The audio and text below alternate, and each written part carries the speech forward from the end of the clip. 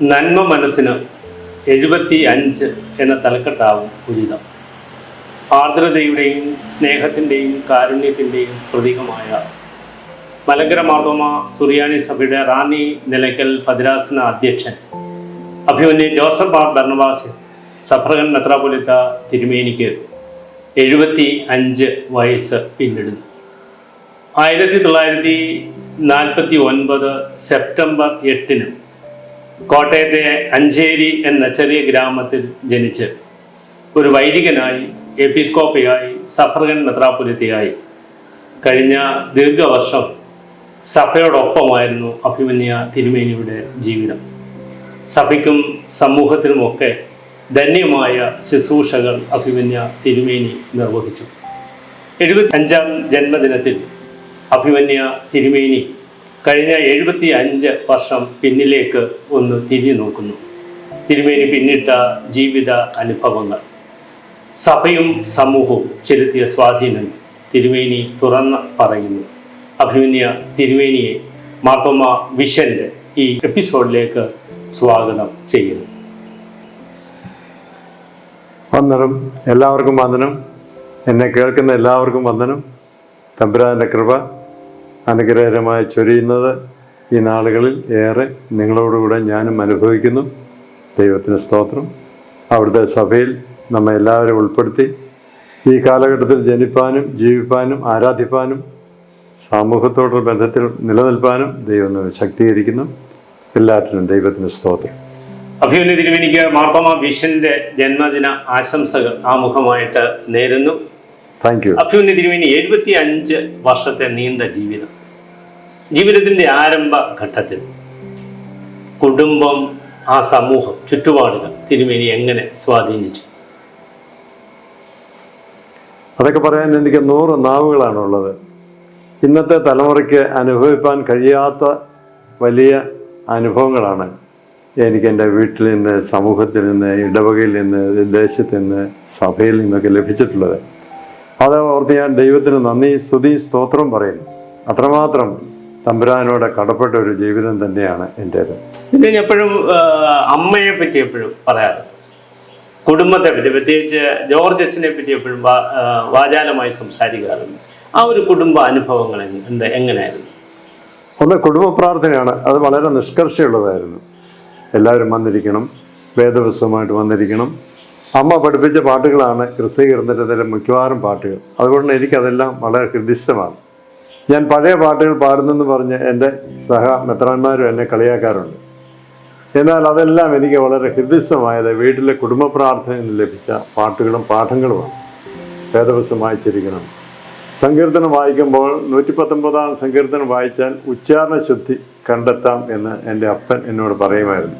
ഒരു വാക്ക് തെറ്റിയാൽ വഴക്കുമാണ്, കിഴുക്കുമാണ് കിട്ടുന്നത്. എന്നാലും അങ്ങനെ പഠിക്കാനും വായിക്കാനും സമൂഹം ഒന്നാണെന്നും വീടൊന്നാണെന്നും ഉണ്ടാകണം. അച്ഛന് 94 വയസ്സാകുമ്പോഴും അച്ഛൻ രാവിലെ എഴുന്നേറ്റ് 50-55 വയസ്സുള്ള മക്കളെ വിളിച്ച് എഴുന്നേൽപ്പിച്ച് പ്രാർത്ഥനയ്ക്ക് കൊണ്ടുവരുന്ന ഒരു വീട് തന്നെയാണ് ഞങ്ങളുടെ. അതുകൊണ്ടാണ് തലമുറയായിട്ട് നിൽക്കുന്ന കണ്ണി പ്രയർ ഈസ് പവർ എന്ന് പറയുന്നത് ഞങ്ങളെ വളരെ അനുഗ്രഹിക്ക ഒരു സമൂഹവും കുടുംബവുമാണ്. കുടുംബത്തിലെ ഏറ്റവും ഇളയ മകനായിരുന്നു തിരുമേനി. അപ്പം മാതാപിതാക്കളെയും സഹോദരങ്ങളെയും അവരുടെ ജീവിതത്തെയും ഒക്കെ കണ്ടു വളരുവാൻ തിരുമേനിക്ക് കഴിഞ്ഞു എന്നുള്ളതാണ് തിരുമേനിയുടെ ഏറ്റവും വലിയ ജീവിത വിജയം എന്ന് പറയുന്നത്. അവരെ അനുകരിക്കാൻ പറ്റി എന്നുള്ളതാണ്. അതെ അതെ അതെ. തിരുമേനിയുടെ ഒരു കുഞ്ഞുനാളിൽ എന്തെങ്കിലും റോൾ മോഡലുകൾ ഉണ്ടായിരുന്നു?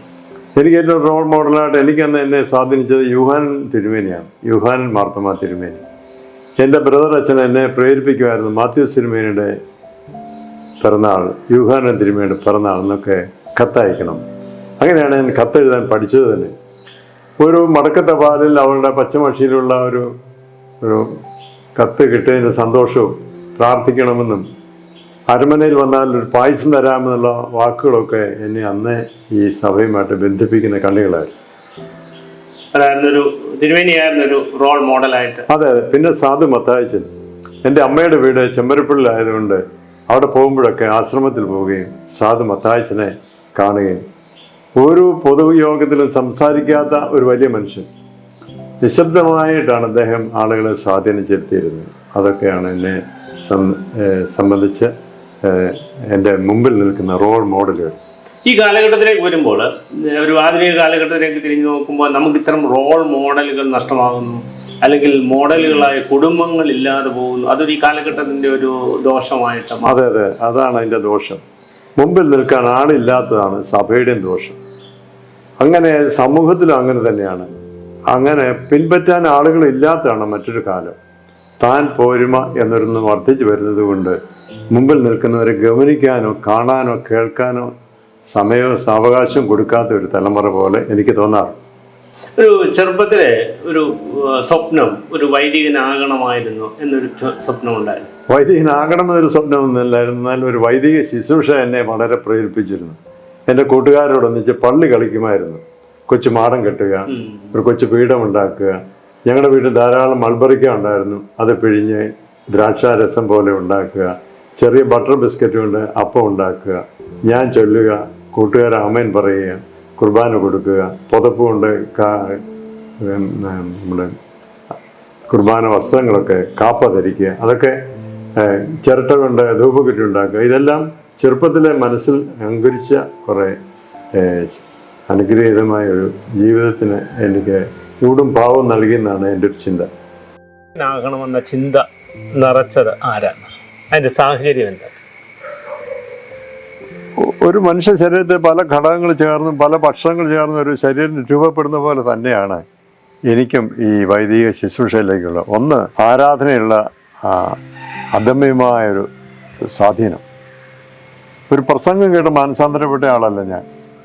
എന്നാൽ ഒരു ആരാധനയുടെ ഒരു ക്രിസ്തുഭാവം മനസ്സിലാക്കിയത് കൊണ്ടാണ് എനിക്ക് സഭയും ഈ പൗരോഹിത്യവും ഈ വൈദിക ശുശ്രൂഷയും അതിനോട് ചേർന്ന് ഇണങ്ങുന്ന മറ്റു കാര്യങ്ങൾ ക്രമപ്പെടുത്താൻ സാധിച്ചത്. വചനവുമായുള്ള ബന്ധം, ആരാധന ക്രമങ്ങളോടുള്ള ബന്ധം, സമ്പുഷ്ടമായ ഒരു ആരാധന, അതതിൻ്റെ പൂർണ്ണതയിൽ നടത്തിയിരിക്കണം എന്നുള്ള നിഷ്ഠയും താല്പര്യവുമെല്ലാം എനിക്ക് ഈ ക്രിസ്തുഭാവത്തിൽ വളരുന്നതിന് എന്നെ വളരെയധികം സ്വാധീനം ചെലുത്തിയിട്ടുള്ള ഒന്ന് തന്നെയാണ്. പിന്നെ നമ്മളൊരു സുറിയാനി കമ്മ്യൂണിറ്റിയിലാണ് ഇവിടെ വളരുന്നത്. എല്ലാ ചർച്ചകളെയും ബന്ധിപ്പിക്കുന്ന ഒരുപാട് കാര്യങ്ങളും പദപ്രയോഗങ്ങൾ പോലെയുണ്ട്. അപ്പോൾ നമുക്ക് തന്നെ അറിയാതെ നാം ഈ ഒരു വലിയ ഫാമിലിയുടെ അംഗങ്ങളാണെന്നൊരു അവബോധവും അതിൽ നിലനിൽക്കുന്നൊരു സന്തോഷം നമ്മെ ഭരിക്കാറുണ്ട്. അങ്ങനെ വരുമ്പോഴാണ് ഒരു ആരാധനയിലൂടെയാണ് ഈ ഒരു വൈദിക ശുശ്രൂഷയുടെ ഭാവം എനിക്ക് ഉണ്ടായിത്തന്നത്. തിരുമേനിയുടെ ഒരു ജീവിതത്തിൽ ഒരു വൈദികൻ ആയില്ലായിരുന്നുവെങ്കിൽ എന്താകുമായിരുന്നു? എനിക്ക് ഒരു പത്രപ്രവർത്തനാകാനായിരുന്നു ഇഷ്ടം.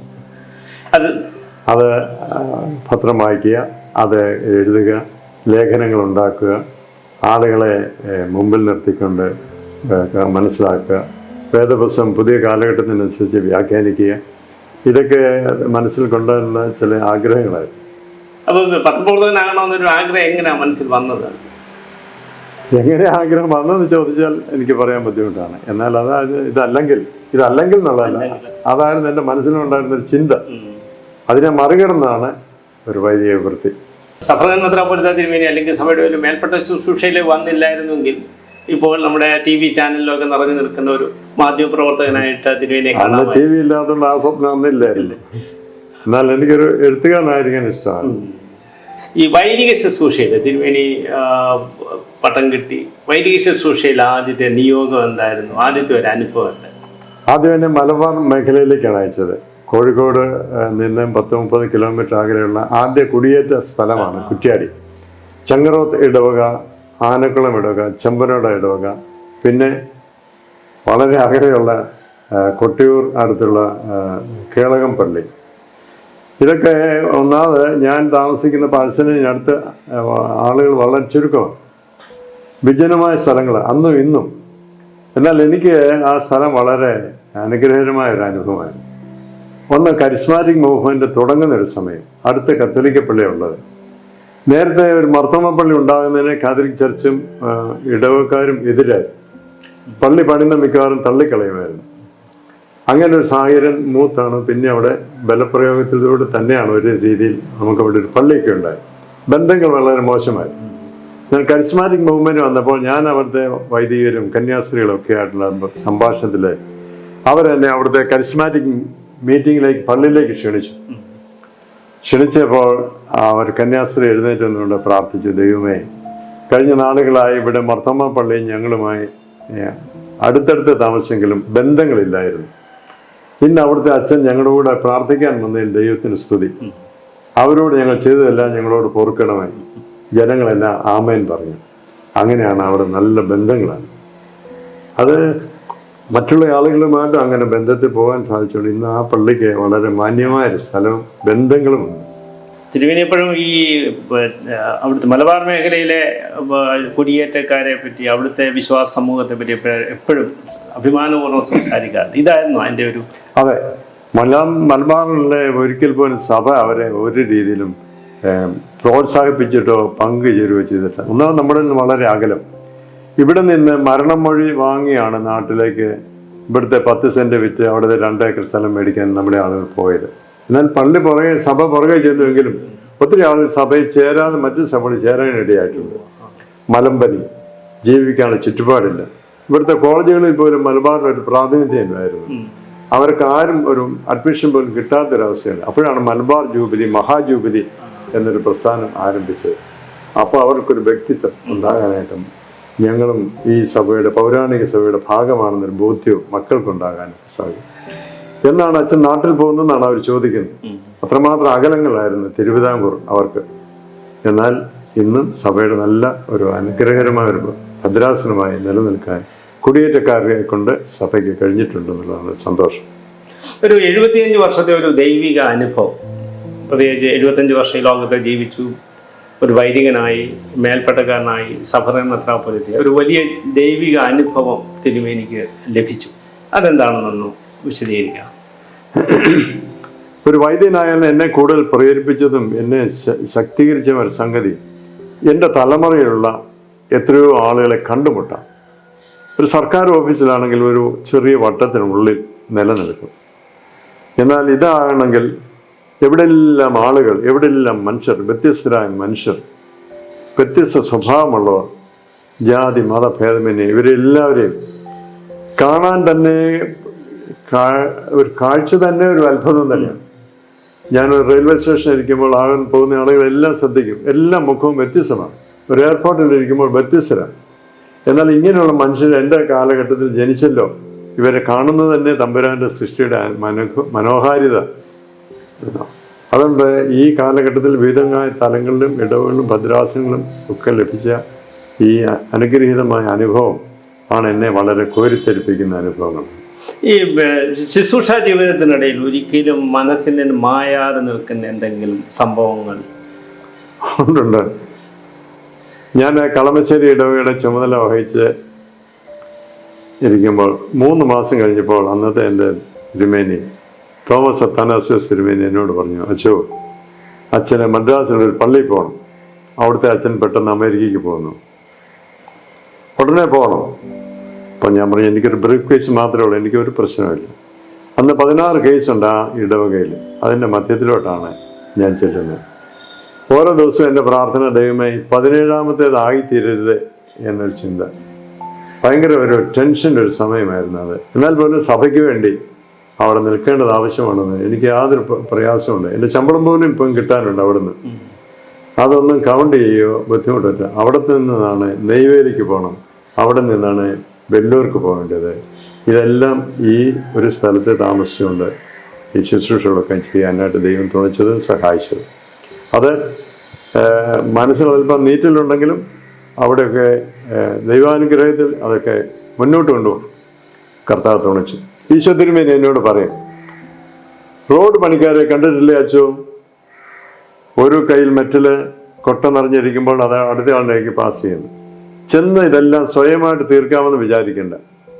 Give everything to Jesus. എല്ലാ പ്രോബ്ലംസും ഹാൻഡ് ഓവർ ചെയ്യുക. അതാണ് എനിക്ക് തന്ന വലിയ ശക്തി. പിന്നെ ഒരു പാട്ടുണ്ട്, ബുദ്ധിമുട്ടും കഷ്ടം പെരുകി വന്നാൽ എനിക്ക് എന്ത് നഷ്ടം, ഞാൻ കർത്താവിനാണ്. ഈ പാട്ട് എനിക്ക് ഭയങ്കര പവർ തന്നതാണ്. ബുദ്ധിമുട്ട് കഷ്ടം പെരുകി വന്നാൽ എനിക്ക് എന്ത് നഷ്ടം, ഞാൻ കർത്താവിനാണ്. ആ ഒരു ഉറപ്പും വിശ്വാസവുമാണ് ജീവിതത്തെ ഇതുവരെ 75 വർഷം വരെ ജീവിതത്തെ നയിച്ചു. ഒരു വൈദികനും ഒരു എപ്പിസ്കോപ്പയും ഒക്കെ ആകുമ്പോൾ എല്ലാവരുടെയും മനസ്സിൽ ചില സ്വപ്നങ്ങളുണ്ടാവും. ആ സ്വപ്നങ്ങൾ യാഥാർത്ഥ്യത്തിലേക്ക് വന്നപ്പോഴുണ്ടായ അനുഭവം എന്താണ്? അതിന് എന്താ അന്തരം എന്താണ്? ഞാൻ ഒരു 17ാമത്തെ വയസ്സിൽ സഭാചരിത്രം പഠിച്ച് യുവജന സഖ്യത്തിൽ അവതരിപ്പിച്ച ആളാണ്. അന്ന് ഞാൻ തപ്പി നോക്കുമ്പോൾ ടി.സി. ചാക്കോ സാറിന്റെ പുസ്തകം മാത്രമേ ഉള്ളൂ. മാർത്തോമാ സഭയ്ക്ക് ഇതുവരെ ഒരു ഒഫീഷ്യൽ പുസ്തകമില്ല, സഭാചരിത്രമില്ല. ഈ ടി.സി. ചാക്കോ സാറിന്റെ 3 വോള്യൂംസ് ഒന്നിച്ചാക്കി ദുബായ് ഇടവകയെ കൊണ്ട് പ്രിന്റ് ചെയ്യിപ്പിച്ച് മാർത്തോമാ പ്രസ്സിലെ ആദ്യത്തെ പുസ്തകം ഈ സഭാചരിത്രം ഒന്നിച്ചു വന്നാണ്. സഭയുടെ പഠിപ്പിക്കലൊന്നും ഒരു പുസ്തക രൂപത്തിലില്ല. യൂഹാനൻ മാർത്തോമാ മാത്രമാണ് അതിനകത്തൊരു ഒരു താല്പര്യം കാണിച്ചത്. അദ്ദേഹം പറഞ്ഞത് മാത്രമാണ് നമുക്ക് അടിസ്ഥാന വിശ്വാസമുള്ളത്. അതുകൊണ്ട് തിരുനിവാസം എത്ര മനോഹരം എന്ന പുസ്തകം അങ്ങനെയാണ് രൂപപ്പെട്ടത്. കൊമ്പാടിക്കാരോട് പറഞ്ഞു എല്ലാ വർഷവും അൽമായക്കരെ പഠിപ്പിക്കാനായിട്ട് ഒരു പുസ്തകം ഇറക്കണം. അങ്ങനെ ആരംഭിച്ചതാണ് തിരുനിവാസം എത്ര മനോഹരം എന്നുള്ള പുസ്തകം, ആദ്യത്തെ പ്രതി. അത് ക്രമേണയാണ് ആളുകൾക്ക് സഭയുടെ വിശ്വാസം, ആചാരം, അനുഷ്ഠാനം ഒന്നും പഠിപ്പിക്കാത്തൊരു സഭയാണ് മാർത്തോമാ. അത് മുകളിൽ തൊട്ട് താഴോട്ട് ആളുകളെ പഠിപ്പിക്കേണ്ട ചുമതലയാണ്. സൺഡേ സ്കൂൾ പാഠപുസ്തകത്തിൽ പോലും ഇതൊന്നും ഇല്ലായിരുന്നു. നമുക്ക് വേണ്ടി മറ്റു പലരുമാണ് പുസ്തകം എഴുതിക്കൊണ്ടിരുന്നതും പ്രിന്റ് ചെയ്തുകൊണ്ടിരുന്നത്. ഒരു വ്യക്തിത്വ വികസനം ഉണ്ടാകണമെങ്കിൽ താൻ ആരാകുന്നു എന്ന് മനസ്സിലാക്കും. നോ യുവേഴ്സെൽഫ് എന്നും ഗ്രീക്കിൽ എനിക്ക് അറിയാവുന്ന ഒരു വാക്കേ ഉള്ളൂ, നോത്തീസെ ഔട്ടോൺ. No yourself. വിദ്യാഭ്യാസം തന്നെ അതാണ്. നിന്നെ തന്നെ അറിയാൻ മേലാത്ത ഒരു കമ്മ്യൂണിറ്റി പോലെ എൻ്റെ മനസ്സിൽ എപ്പോഴും ഉണ്ടായിരുന്ന ഒരു ഭാരമാണ് വിശ്വാസം, ആചാരം, അനുഷ്ഠാനം, ആരാധന. ഇത് പഠിച്ച് മാത്രമേ, ഇതാണ് ഈ സഭയെ എന്നെ ബന്ധിപ്പിക്കുന്നതും നിലനിർത്തുന്നതും ശക്തീകരിക്കുന്നതും മുന്നോട്ട് പോകാൻ പ്രേരിപ്പിക്കുന്നതുമായ സംഗതി. അതാണ് എൻ്റെ അതിനായിരുന്നു എൻ്റെ സ്വപ്നം. അതുകൊണ്ട് ക്രമേണ ഇപ്പം നോക്കിയാൽ സഭയ്ക്ക് താൻ ആരാകുന്നെന്ന് അറിയാവുന്ന ഒരു കമ്മ്യൂണിറ്റി സമൂഹം വളർന്നു വന്നുകൊണ്ടിരിക്കുന്നു. ഇല്ലാതെ പോകുന്നതാണ് സഭയുടെ ശോഷിച്ച് നഷ്ടപ്പെട്ടു പോകും. സഭയുടെ ഭാവിയെ പറ്റി തിരുമേനിയുടെ ഒരു ചിന്ത എന്താ? സഭയെക്കുറിച്ച് ഒന്നും ഭാരപ്പെട്ടിട്ട് കാര്യമില്ല. ഇത് തമ്പുരാന്റെ തന്നെ സഭയാണ്. അല്ലെങ്കിൽ ഈ മാർത്തോമാ ഇതുപോലെ നിലനിൽക്കത്തില്ലായിരുന്നു. ഇത്ര മാത്രം ബലം കുറഞ്ഞൊരു സമൂഹമായി മാർത്തോമാ മാറിപ്പോയത്. ഇത് ദൈവത്തിന്റെ അതിവിശുദ്ധമായ വിചാരണയിൽ ഉണ്ടായതാണ് ഈ കാര്യങ്ങളെല്ലാം. ഒരു കാര്യം മാത്രമേ ഉള്ളൂ, മൽപ്പാനച്ചന്മാരാണ് സഭയെ നവീകരിച്ചെന്നൊരു പഠിപ്പിക്കുന്നുണ്ട്. അവർ ദൈവത്തിന്റെ കാര്യങ്ങൾ ടൂൾസ് ആയിരുന്നു മാത്രമേ ഉള്ളൂ. ദൈവത്തിന്റെ പരിശുദ്ധാത്മാവിന്റെ പ്രവർത്തനത്തോട് കൂട്ടുചേർന്നവരാണ് അവർ. എന്നും അങ്ങനെ ആളുകൾ ഉണ്ടാവണം. അപ്പോൾ മാത്രമാണ് ദൈവം സഭയെ പുതുക്കവും നവീകരണവും തന്നെ സഹായിക്കുന്നത്. ഒരു നവീകരണം ഒരു തുടർ പ്രക്രിയയാണെന്ന് ഞാൻ മനസ്സിലാക്കുന്നു. പക്ഷെ നമ്മളിപ്പോൾ അതിൽ നിന്ന് ഒരു പിന്നോക്കം പോകുന്ന ഒരു അവസ്ഥ ഉണ്ടോ? അത് നവീകരണത്തെ കുറിച്ചുള്ള വ്യക്തത ഇല്ലാത്തതുകൊണ്ടാണ്. പാമ്പ് പടം പൊഴിക്കുന്നത് പോലെയാണ് നവീകരണം. അപ്പോൾ മനസ്സിലാകും. പാമ്പ് പടം പൊഴിച്ചാൽ മാത്രമേ അതിന് വളർച്ചയും ഉയർച്ചയും ഉള്ളൂ. നവീകരണം എന്ന് പറഞ്ഞാൽ പെട്ടെന്നൊന്നാക്കുന്നു. ഇത് പ്രത്യേകം പറഞ്ഞിരുന്ന പേര് ശുചീകരണം തന്നെയാണ്. മറ്റ് സമൂഹങ്ങളിൽ നിന്നൊക്കെ സഭയ്ക്ക് സമൂഹത്തിൽ നിന്ന് കിട്ടിയതായ സഭ ദർശനം വിട്ടു പോയതിനാണ് നവീകരണം എന്ന് പറഞ്ഞത്. അത് ആരെങ്കിലും ഒരു സ്വർണ്ണ കോയിൻ താഴെ പോയാൽ എടുക്കാതിരിക്കുമോ? നവീകരിച്ചപ്പെട്ടവൻ തൂത്ത് തുടച്ച് നന്നാക്കല്ലേ ഉള്ളൂ. അല്ലാതെ കളയുന്ന ഒരു ഇതിനാണ് നവീകരണം എന്ന് ആളുകൾ പ്രചരിപ്പിക്കാറുണ്ട്. കളഞ്ഞു ഒരിക്കലും അല്ല. യൂഹാനൻ തിരുമേനി ഒന്നുണ്ട്, നമുക്കെന്തുണ്ട് അത് നമ്മുടേതാണ്. നമുക്കെന്തുണ്ട് മറ്റു സഭകളുമായിട്ട് അവരുമായിട്ടുള്ള ഐക്യത്തിൽ എന്തുണ്ട്, അതാണ് ബന്ധം. ഇല്ല എന്ന് പറയുന്നതിലല്ല, ഉണ്ട് എന്ന് പറയുന്നതിലാണ് നവീകരണം. പട്ടശ്ശേരി തിരുമേനിയും നമ്മോട് മാർത്തോമാക്കാരെ കുറിച്ച് പറഞ്ഞ ഒരു വാക്ക് തോമസ് അത്താനേഷ്യസ് തിരുമേനി എന്നോട് പറഞ്ഞിട്ടുണ്ട്. മാർത്തോമാക്കാർ എന്ത് പറയുന്നു അത് അവർക്കുണ്ട്, അവരെന്ത് ഇല്ല എന്ന് പറയുന്ന അവർക്കില്ല. ഇതെല്ലാം നമുക്ക് നമ്മുടെ ഗിലിയാദിലെ രാമോത്ത് നമുക്കുള്ളതല്ലയോ എന്ന് ചോദിക്കുന്ന പോലെ നമുക്ക് അവകാശപ്പെട്ടതാണ് എല്ലാം. ഇല്ല എന്ന് പറയുന്നവർ ഒന്നും പഠിച്ചിട്ടുമില്ല, മനസ്സിലാക്കിയിട്ടും ഇല്ലാത്ത ആളുകൾ. തിരുമേനി കുടുംബത്തെ പറ്റി എപ്പോഴും അഭിമാനപൂർവ്വം സംസാരിക്കാറുണ്ട്. ഈ ആധുനിക കാലഘട്ടത്തിൽ കുടുംബ തകർച്ചയുടെ ഒരു കാലത്ത് എങ്ങനെ ഒരു സമൃദ്ധമായ ഒരു കുടുംബം സാധ്യമാക്കാം? തിരുമേനിയുടെ ഒരു വ്യക്തിപരമായ അനുഭവത്തിൽ നിന്ന് ചില ചിന്തകളെന്ന് പറയാം. ഇന്ത്യൻ നീതിസാരം പഠിപ്പിക്കുന്നുണ്ട്, 5 വയസ്സ് വരെ കുട്ടികളെ രാജകുമാരന്മാരെ പോലെ രാജകുമാരിമാരെ പോലും വളർത്തണം. 5 മുതൽ 10 വയസ്സ് വരെ അടിമകളെ പോലെ കരുതണം. 10 മുതൽ 15 വരെ മന്ത്രിമാരെ പോലെ കരുതണം.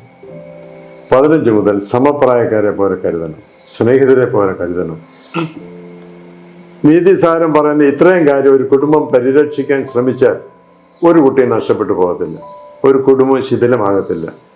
ഈ ഒരു ഡിസിപ്ലിനും ഈ ഒരു ഭക്തിയും ഈ ഒരു ഡിവോഷനും ഈ ഒരു അംഗീകാരവും ഒരു കുടുംബത്തിലുണ്ടെങ്കിൽ കുടുംബത്തിന് നിലനിൽക്കാൻ സാധിക്കും. ഇന്ന് പേരൻസിന് കുട്ടികളെ നോക്കാൻ കഴിയുന്നില്ലെന്നുള്ളതാണ്. എപ്പോഴാണ് ഒരു കുട്ടിക്ക് വേണ്ടി പ്രാർത്ഥിച്ചു തുടങ്ങുന്നത്? ഗർഭധാരണത്തിൻ്റെ ആദ്യ ദിവസം മുതൽ ഈ പ്രാർത്ഥന തുടങ്ങിയാൽ ഈ കുടുംബം ബലപ്പെടും. ആരാധനയിൽ പങ്കെടുക്കാതെ കുട്ടികളെ സൺഡേ സ്കൂൾ പഠിപ്പിച്ചാൽ സഭ മുടിഞ്ഞു പോകും.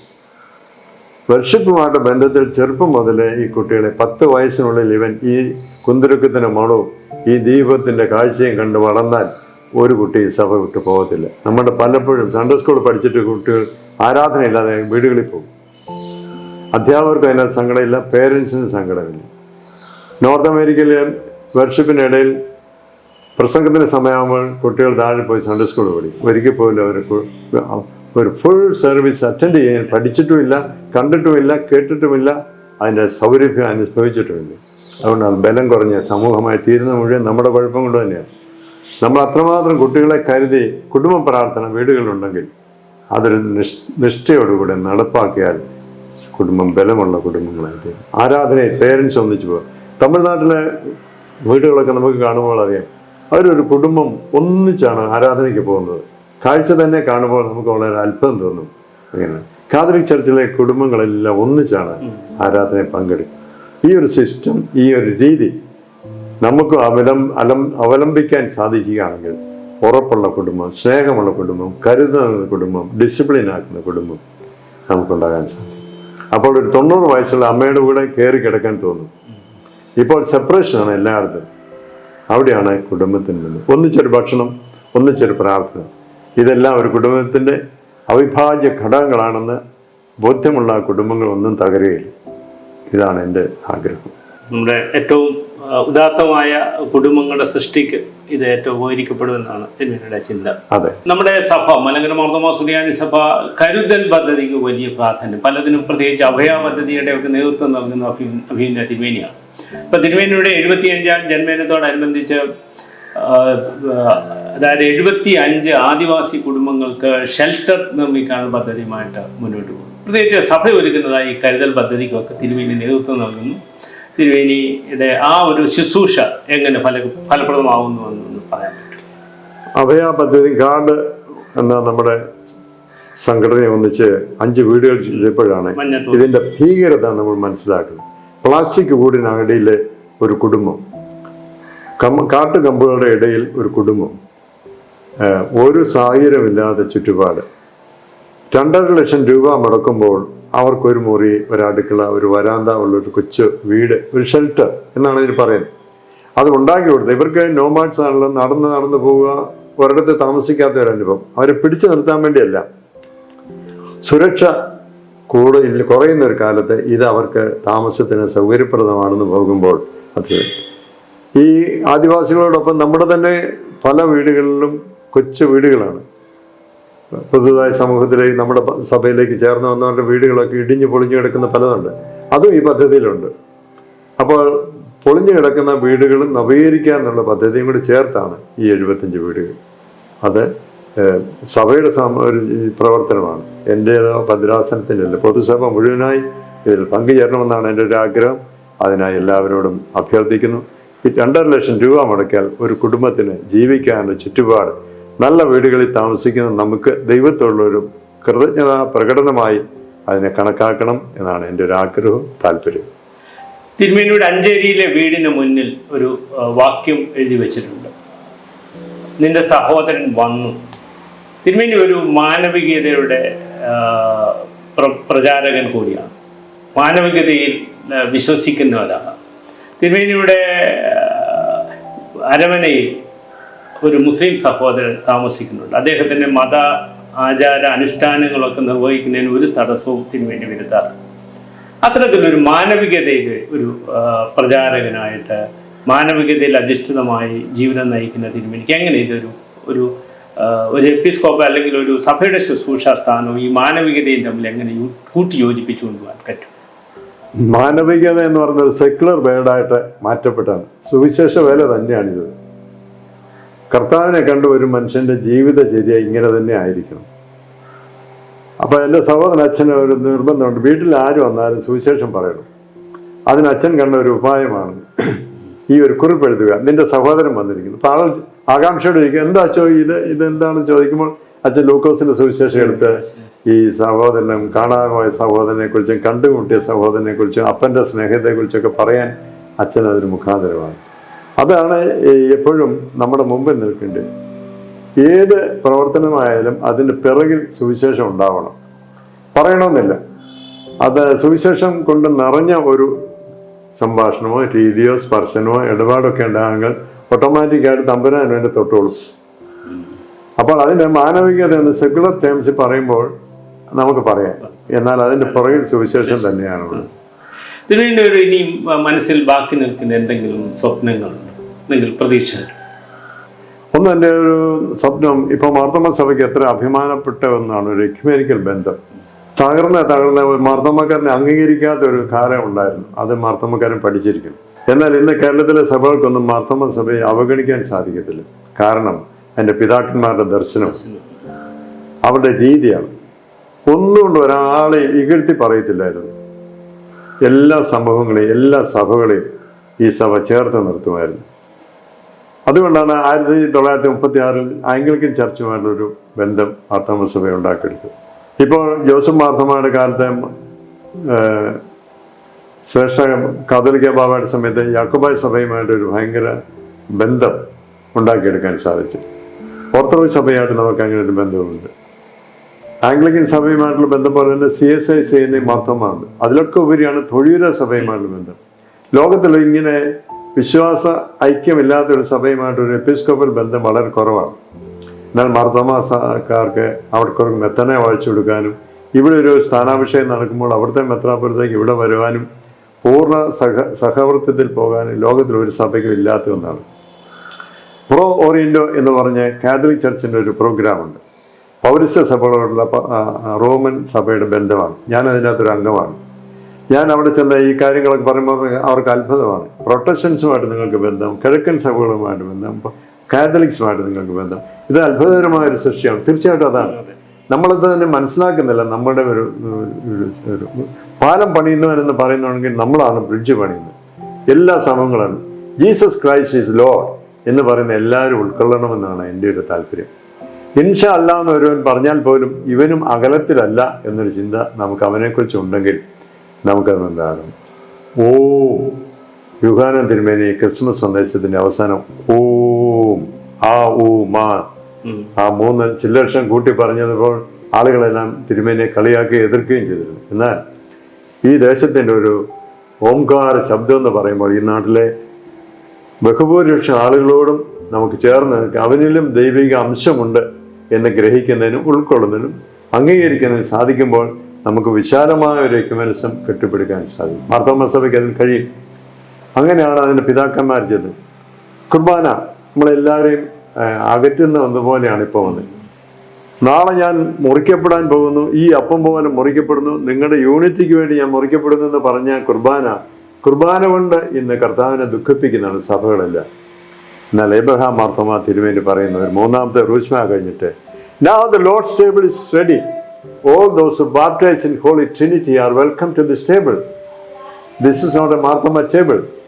അതൊരു അത്ഭുതകരമായ ആഹ്വാനമാണ്. ഇതാണ് മാർത്തോമായ്ക്ക് മറ്റ് സഭകളോട് പറയാനും പഠിപ്പിക്കും. ഇതൊരു പൗരസ്ത്യ സഭയാണ്, ഇതൊരു സുവിശേഷ സഭ, ഇതൊരു എക്യുമെനിക്കൽ ചർച്ചാണ്, ഇതൊരു ദേശത്തിൻ്റെ മണ്ണിൻ്റെ നിറവും മണവുമുള്ളൊരു സഭയാണ്. അങ്ങനെ നമുക്കുള്ള സവിശേഷ സിദ്ധികളെ നമ്മുടെ തലമുറയെ മനസ്സിലാക്കണം. നമ്മൾ മനസ്സിലാക്കിയെങ്കിൽ മാത്രമേ നമുക്കത് കമ്മ്യൂണിക്കേറ്റ് ചെയ്യാനായിട്ട് സാധിക്കും. ഇതിൽ വളരുന്ന മേൽപ്പെട്ടക്കാരും വൈദികരും സുവിശേഷകരും ഗ്രാസ് റൂട്ട് ലെവലിൽ ഉപദേശിമാരാണല്ലോ ഈ സഭയെ കൊണ്ടു നടക്കുന്നത്. അവരും വിശ്വാസ സമൂഹവും ഇതൊന്നായി ചേർത്ത് നിർത്തുമ്പോൾ നമുക്ക് സന്തോഷിക്കാനും അഭിമാനിക്കാനും മാത്രമേ വകയുണ്ടാവുള്ളൂ. അതിന് തമ്പുരാൻ സഹായിക്കും. അതാണ് എൻ്റെ ആഗ്രഹവും എൻ്റെ സ്വപ്നവും. അഭിമന്യ തിരുമേനി പുതിയ ഭദ്രാസനം നവീകരിച്ചപ്പോൾ, അല്ലെങ്കിൽ റാന്നി നിലയ്ക്കൽ ഭദ്രാസനത്തിന്റെ അരമന നവീകരിച്ചപ്പോൾ അതിന് കൊടുത്ത പേര് തപോവൻ എന്നാണ്. തിരുമേനിയുടെ 75ാം ജന്മദിനം കൂടിയാണ് ഈ സമയം. തിരുമേനി വിശ്വാസ സമൂഹത്തിൽ നൽകാവുന്ന ഒരു കൊച്ചു സന്ദേശം. ഒന്ന്, ശബരിമലയ്ക്ക് അടുത്തല്ലേ റാന്നി ഭദ്രാസനം. തോമസ് അത്തനാസിയോസ് തിരുമേനിയുടെ സെന്റർ തന്നെയാണിത്. ആ പേരിന് മാറ്റമില്ല. എന്നാൽ ഒരു കെട്ടിടം പണിതപ്പോൾ മെത്രാപ്പൊലീത്ത തിരുമേനിയോട് ഞാൻ ചോദിച്ചു, തിരുമേനി ഞങ്ങൾക്കൊരു പേരിടട്ടെ. അപ്പോൾ തിരുമേനി അനുവദിച്ചുകൊണ്ട് ഞാനിവിടെ ഒന്ന് ഭദ്രാസന കൗൺസിലുകാരോടും പറഞ്ഞു, അവൾ എന്ത് പേരിട്ടെന്ന്. അപ്പം എൻ്റെ മനസ്സിലുണ്ട് പലസ്തീൻ നാടും ഇസ്രായേലൊന്നും വേണ്ട, ഇന്ത്യക്കാരൻ്റെ ഒരു പേര് വേണം. ദേശത്തോട് ചേർന്ന ഒരു അരമന എന്നുകൊണ്ടാണ്, സമൂഹത്തിന് ചേർന്ന, പ്രകൃതിയോട് ചേർന്ന ഒരു വേണം. അപ്പോൾ സത്യം പറഞ്ഞാൽ ഇത് വസ്തുത എന്നോട് ആരും പറഞ്ഞതല്ല, എൻ്റെ മനസ്സിൽ ദൈവം തന്നെ തോന്നിച്ചൊരു പേരാണ് ഇത്. അങ്ങനെയാണ്. അപ്പം അത് ഒരു ആർഷഭാരതത്തിൻ്റെ ഒരു സംസ്കാരവും ഒരു സന്യാസത്തിൻ്റെ ഒരു പ്രതീകവും ആർക്കും വന്ന് ചേരാവുന്ന ഒരിടവും ഇതൊരു ദേശത്തിൻ്റെ സിംബലുമായിരിക്കണം, മുദ്രയായിട്ട് തീർന്നു. അപ്പോഴാണ് കഴിഞ്ഞ ദിവസം ഗോവ ഗവർണർ ഇവിടെ വന്നിരുന്നു. അദ്ദേഹത്തിന് ഭയങ്കര സന്തോഷം. അദ്ദേഹം അന്ന് ഞങ്ങൾ വള്ളം നീരിലിറക്കുന്ന ചടങ്ങിന് പോയപ്പോൾ ഗവർണറുടെ പ്രധാന പ്രസംഗം അരമനയും പേരുമാണ്. അങ്ങനെ സമൂഹത്തിന് തന്നെ അതൊരു സന്തോഷകരമായ ഒരു അനുഭവം, ആ ഒരു പേരിടലിലൂടെയാണ് ഒരു വ്യക്തിത്വം മനസ്സിലാക്കുന്നത്. അതുകൊണ്ട് തപോവൻ അങ്ങനെ ആവട്ടെ, തമ്പുരാന്റെ സഹവാസം ഉണ്ടാവട്ടെ എന്ന് പ്രാർത്ഥിക്കുന്നു. നമ്മളൊരു 75ാം ജന്മദിനത്തിലൊരു സന്ദേശം, സഭ അതൊന്നായി നിൽക്കണം. വിശ്വാസ വൈപരീത്യം ഉണ്ടാകുന്നുണ്ട്. യേശു ദൈവമാണോ എന്ന് സംശയിക്കുന്ന ഒരു സമൂഹം പോലെ ക്രിസ്ത്യാനികളായി തീർന്നുകൂടാ. അടിസ്ഥാന ക്രിസ്തീയ വിശ്വാസം നമ്മുടെ സഭയിൽ പഠിപ്പിക്കണം, അതിൽ ഉറച്ചു നിൽക്കണം, ബലപ്പെടുത്തണം.